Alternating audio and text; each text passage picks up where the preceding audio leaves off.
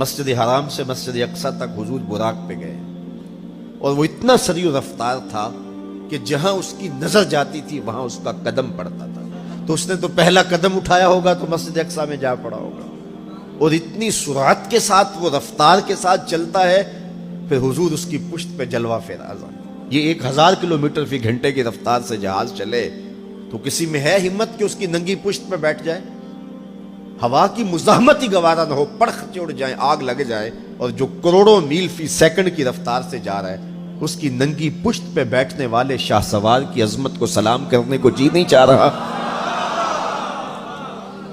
اچھا پھر اتنی سرعت کے ساتھ جائیں تو راستے میں کوئی دکھائی بھی دے تو سجھائی نہیں دیتا، اچھی طرح پہچان نہیں پاتا بندہ. یار تم گزرے تھے، کہا میں تیزی میں تھا، تو تیزی میں جو چیز نظر آئے تو اس کو پوری طرح پہچانا نہیں جاتا. لیکن اب اس رفتار سے جا رہے ہیں، لیکن معرفت کا عالم کیا ہے کہ میں حضرت موسیٰ کی قبر کے قریب سے گزرا، میں نے دیکھا وہ قبر میں کھڑے ہو کے نماز پڑھ رہے، اور حضور ابھی وہاں پہنچتے ہیں مسجد اقصی میں تو حضرت موسیٰ علیہ السلام پہلے وہاں موجود تھے. یا تو یہ ماننا پڑے گا کہ یہاں بھی موجود تھے وہاں بھی موجود تھے، اور یا پھر یہ ماننا پڑے گا کہ وہ پہلے چلے گئے. اور اگر پہلے چلے گئے تو پھر کیا وہ میرے حضور سے پہلے چلے گئے؟ تو جواب آیا کہ نہیں، حضور علیہ السلام تو اپنی رفتار سے جا ہی نہیں رہے تھے، حضور تو جا رہے تھے براق کی رفتار سے، اور حضرت موسیٰ گئے ہیں نبوت کی رفتار سے. براق بہت سریع ہوگا لیکن نبوت سے سریع نہیں ہو سکتا، اس لیے حضرت موسیٰ پہلے پہنچ گئے. یہ ایک مرحلہ مکمل ہوا. اب دوسرا مرحلہ مسجد اقصی سے لے کے پہلے آسمان تک وہ نور کی ایک سیڑھی تھی، اور یہ براق سے بھی زیادہ سریع رفتار تھی. یہ دوسرا مرحلہ تھا. اور پھر تیسرا مرحلہ پہلے آسمان سے لے کر کے 7ویں آسمان تک فرشتوں کے پروں پہ گئے، 7ویں آسمان سے سدرہ تک جبریل امین کے پروں پہ گئے. یہ چوتھا مرحلہ تھا، اور ہر مرحلہ پہلے مرحلے سے سریع تھا. اور پھر سدرہ پہ جا کے جبریل نے بھی کہا کہ آگے میں نہیں جا سکتا، لو دنوت خطوۃ لاحترقت، اگر میں آگے بڑھوں تو جل کے راکھ ہوتا ہوں. تو حضور علیہ السلام کے لیے ایک سبز نوری تخت لایا گیا جسے رف رف کہتے تھے، اس پہ حضور تشریف فرما ہوئے. پھر وہ کس صورت سے گیا، ان 4 مراحل سے زیادہ سریع رفتار تھا. رف رف کی منتہائی پرواز جب ہوئی تو میں اعلی حضرت کی روح سے فیض لے کے کہتا ہوں کہ رف رف کے بھی بس بس ہو گئے. اب یہ 5 مراحل اپنی انتہا کو پہنچے. اب یہ حضور کی ذاتی رفتار نہیں تھی، ذاتی رفتار اب شروع ہونے لگی ہے. اللہ اکبر. پھر آواز آئی، ادنو منی یا احمد، پیارے رک کیوں گئے ہو، آگے آؤ.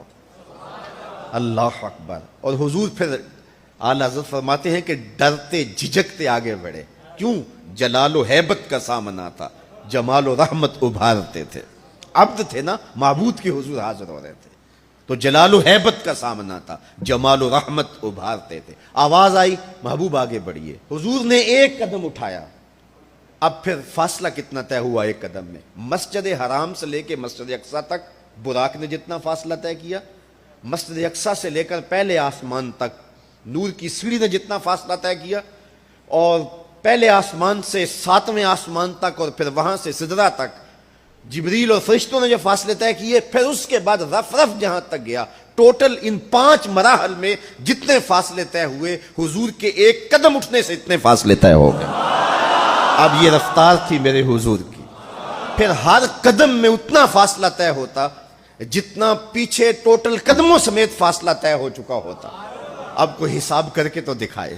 اللہ اکبر. اور پھر آواز آتی گئی، بڑے محمد کریم ہو احمد، قریب آ سرور ممجد، نثار جاؤں وہ کیا ندا تھی، وہ کیا سما تھا، وہ کیا مزے تھے.